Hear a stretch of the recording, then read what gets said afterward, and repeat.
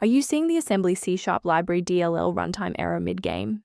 I'm Sophie Chen, a Windows Systems Specialist, and I've diagnosed the fix to keep your gaming session stable.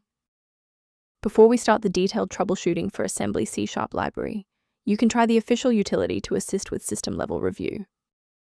This is the Assembly-Csharp Library, a generic naming convention used by Unity games to store the primary gameplay code.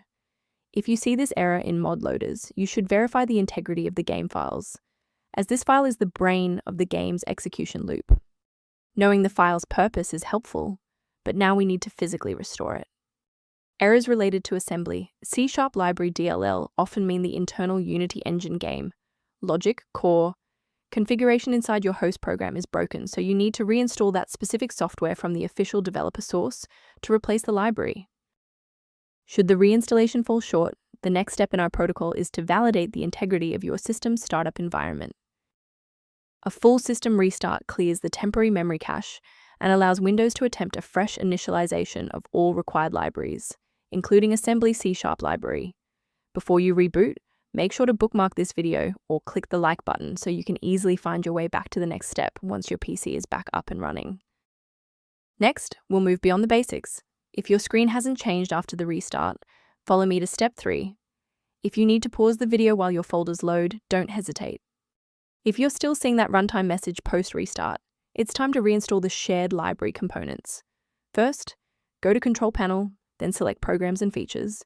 Second, find every Microsoft Visual C++ redistributable, 2005 through 2022.